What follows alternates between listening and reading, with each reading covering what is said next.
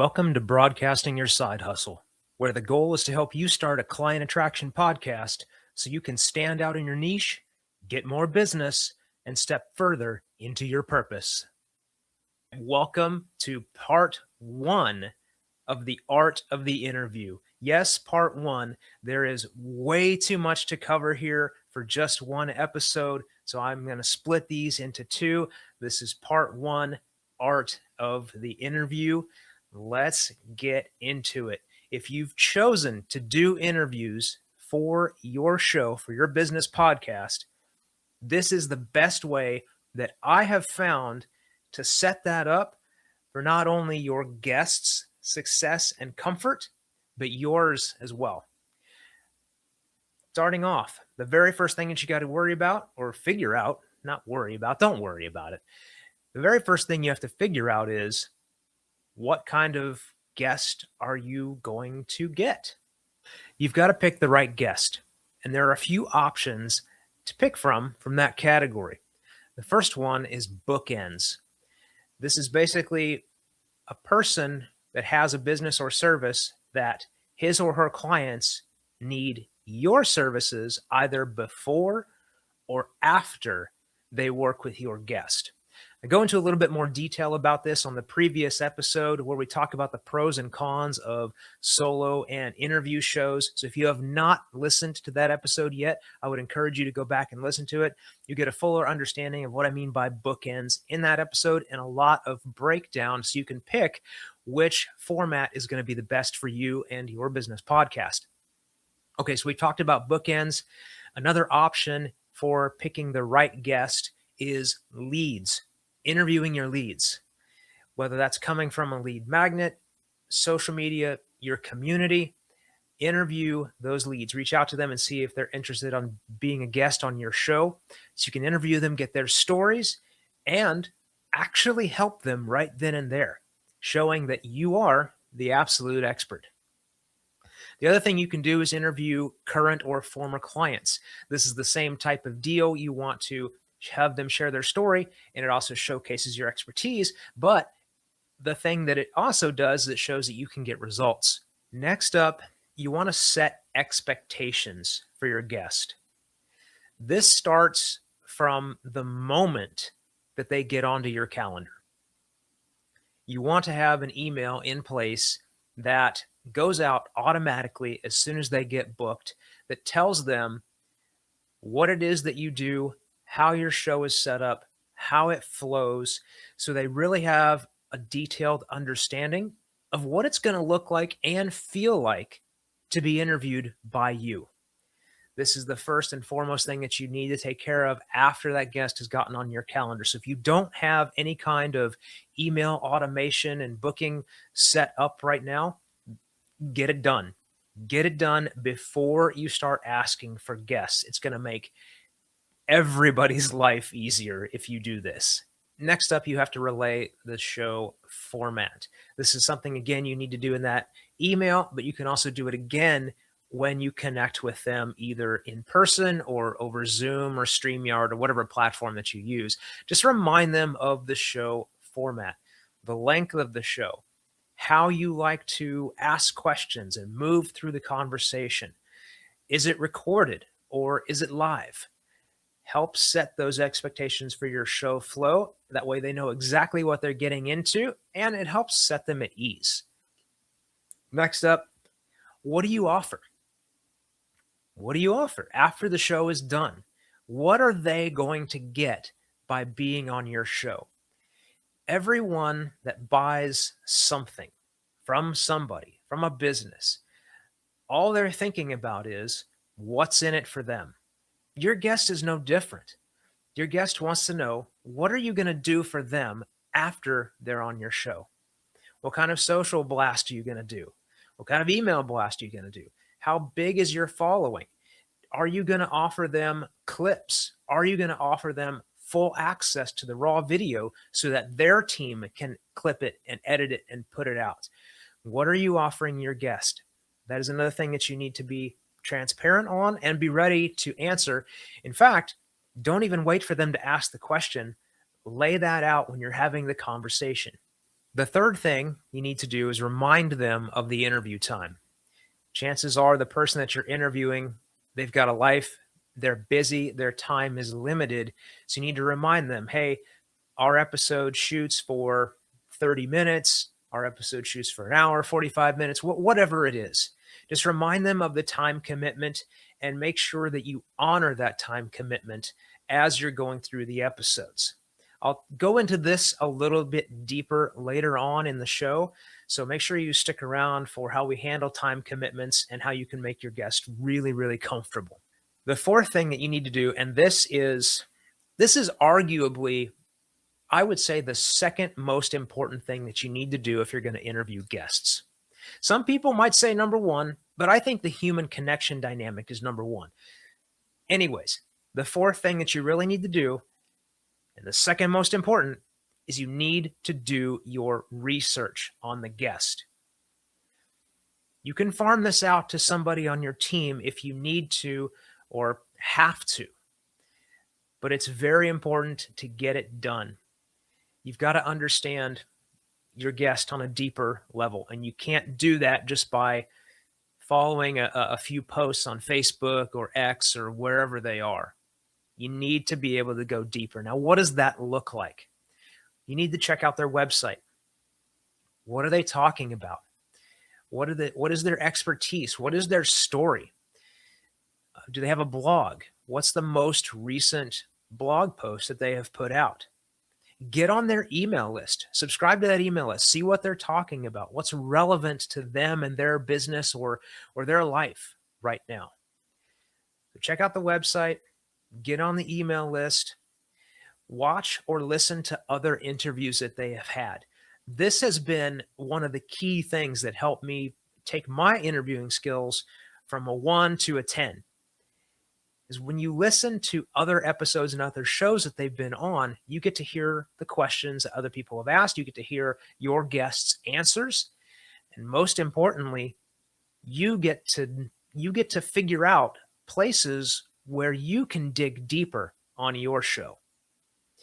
You can ask questions that the interviewer didn't ask, but should have, that would serve your audience. This is so important for you to do. Listen to other shows and episodes that they have either put out if they're solo or other shows they've been a guest on. It is super powerful and can really give you some deeper insights and clues on better questions that you can ask. Because we all know the better questions you ask, the better results that you're going to get. Another thing you can do is read their book. If they're an author, they've got either publications, multiple books, magazines, maybe even a lead magnet. They're offering an ebook and a lead magnet. Well, get on their email list by clicking that lead magnet and read it. See what kind of expertise they're putting out in the world. And that can, again, help you dig deeper into better questions that you can ask and maybe some things that they haven't been asked before. I can't tell you how many times that I was interviewing somebody and I said, based on my research, blah, blah, blah, blah, blah. And they're like, whoa, I can't believe you went that far. Or, wow, nobody's really asked me about that. That was a great question. You really do your research. These are things that most people don't do. Most people don't go the extra mile when it comes to doing their research about their guests. On the last episode, I mentioned Stephen Bartlett and the Diary of a CEO podcast. Now, Stephen is way too busy. He doesn't do his own research. We know this. He has a team, but his team is phenomenal at research, and it constantly impresses his guests the depth that they're able to go to with that research in order to pull out such a more valuable conversation. Again, I cannot stress enough the importance of doing the research for your guests. Delete Instagram for a week. I'll wait. I know you can't. I understand. But you could join our Podcast to Freedom community, which doesn't require you to. See, every day that you spend scrolling is a day that you did not spend building your client attraction podcast. I'm going to give you 3 reasons why you should join Podcast to Freedom. Number 1, and the biggest one, is it's distraction free. We're not on Facebook. We're not on Instagram. So there's no algorithm stealing your attention. Just a bunch of like-minded people getting together to move and build their podcast so they can get out of the 9-to-5 world. Second reason is reciprocity. This is a room built on giving, not performing, not dancing for the algorithm to go viral. You show up, you give value, you get value from people that are exactly where you are, people that are building. And the third reason is access. We get on Zoom every week, live, where you can ask me your questions that you're dealing with right now. No DMs, no messages disappearing into the void. You get answers for what you're dealing with right now. Imagine where you would be in 90 days if you put that scroll time back into building your client attraction podcast. That's why this community exists, to be distraction-free, built on reciprocity, and having actual access that can move the needle. If that sounds like something that's interesting to you, this community is free, it is powerful, and it is growing, and I can't wait to see you in there. Podcast to Freedom. The link is below. The fifth thing is to construct your audience's journey through the questions that you ask. This is my own personal preference and something that I like to do whenever I interview someone. I like to start kind of at the beginning with the person that I'm interviewing.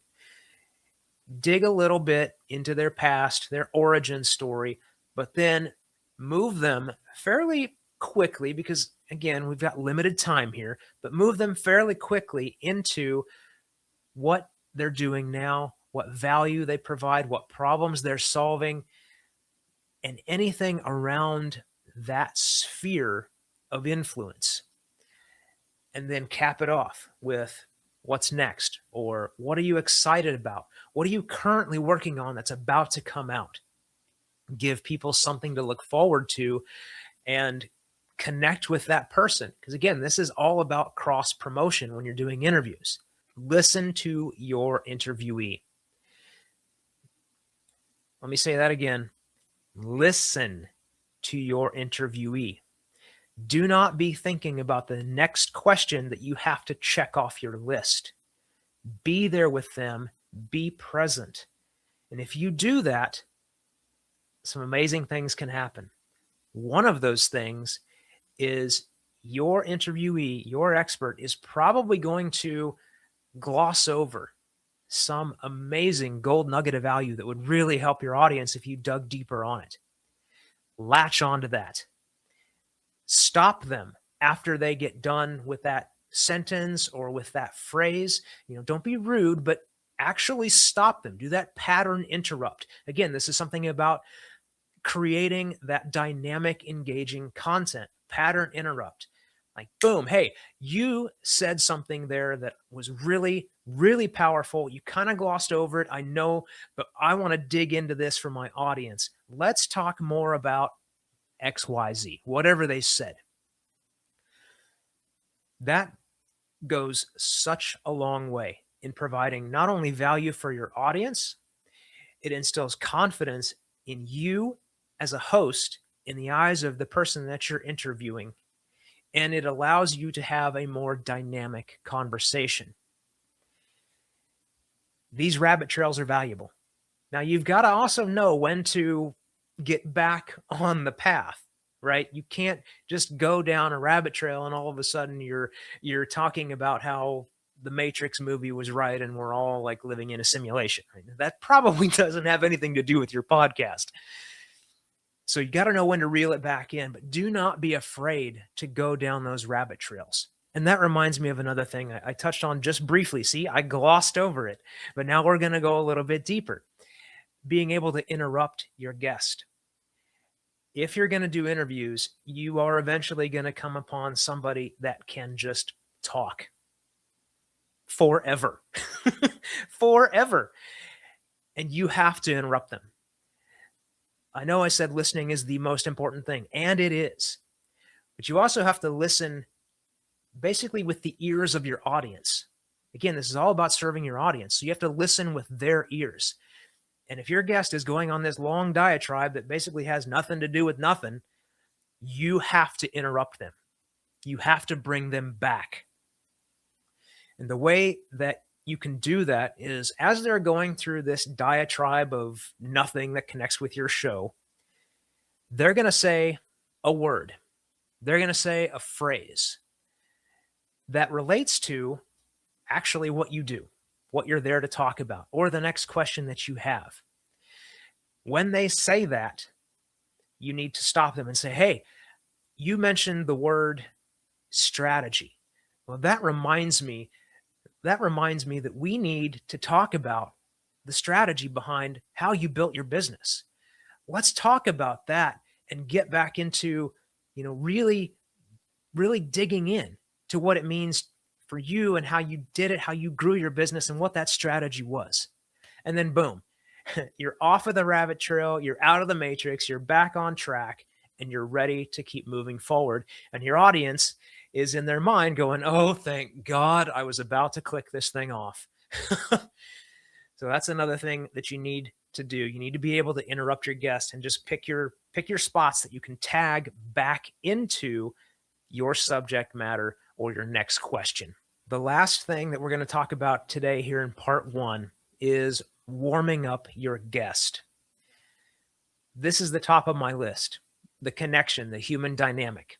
Number 2 is research. This is number 1, warming up your guest. Whether you're doing an audio or a video interview, as soon as you connect in person or through the phone, through Zoom with your guest, chit-chat. Start chit-chatting. Form a real connection like a real human. You're not there just to be like, hey, how's it going? You're ready to jump in? No. Good Lord, no. Just talk to them. Talk to them like a real human being. It goes such a long way. I'll give you an example. I interviewed someone once, and I did all video interviews. So this was over, I think this was over StreamYard when I started using StreamYard, but that's beside the point. Anyways, my guest hopped on video. I looked at his background, and I could see a guitar sitting behind him on a stand. And I knew what this guitar was. I could tell from the headstock and the shape. It was a Gibson Les Paul. And if you're a musician, if you're a guitar player, you know you don't have a Gibson Les Paul unless you're serious about music. Now, it could be a serious hobby for you. It could be your career, actually. But you don't have one of those unless you take it seriously. I'm also a musician. So as soon as I saw that, I directed the conversation. It's like, hey, I see you've got a guitar in the background. Is that a Gibson Les Paul like I think it is? I knew it was. He said, oh, yeah, it is. And for the next half an hour, which was probably way too long, and I'm really glad he was so gracious with his time, but for the next half an hour, we spent just talking about music, about instruments, about influences, playing shows. We had an amazing conversation and connection. And by the time that 30 minutes was up, I basically looked at the clock and be like, oh, you know what? We probably should shoot this podcast episode that we came here to do, But by the time that we hit the record button, any nervousness, any apprehension, any lack of connection, that was completely gone. Why? Because I dialed in. The same thing that you can do. You can dial in either to your guest's story or things they have in the background if you're on video. Key into their life. Talk about it and form that connection. And your episode is going to be smooth sailing because you're both very comfortable with each other, even though you just met. That's the power of connection and why that I feel that is top of the list if you're going to do interviews. And in warming up your guest, the last thing that you can do before you hit the record button is, again, walk them through the flow of your show. Do you have an intro that you run beforehand? Do you like to introduce your guest as part of your intro and give your audience some of their accolades? And then what happens after that? Do we just go right into the questions? Okay, now we go through the questions. What happens if we get sidetracked and go down some rabbit trails? Well, you know how to handle that now, and you can let your guests know it's okay. It's perfectly fine. In fact, I love when we go on little side tangents because it can pull out more value for the audience. So you let them know it's okay to go down rabbit trails. And you let them know, is this a live show? Is it filmed? Is it going to be edited? That way, if it is edited, you can really set them at ease, because you can let them know, hey, this is an edited show. So if you need to take a break, if your dog starts barking, if you have to take care of some human things, just let me know. I'll edit all of it out. The audience will never be the wiser. That in and of itself has calmed down many people that I've interviewed in the past. Just the fact that it's a recorded and edited show, it takes so much pressure off. And that's the end of part 1 of the art of the interview.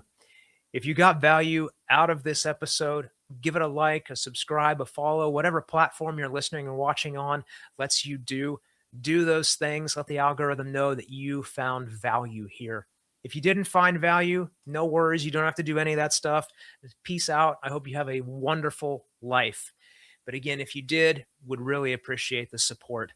And make sure you come back for part 2 of the art of the interview, because we're going to go deeper into the actual conversation you're having with the person that you're interviewing and how to pull more gold out of it, make it more dynamic, entertaining for your audience. You're not going to want to miss this episode, so make sure you come back for that. Until then, my friend, keep going and peace. We'll see you in the next one.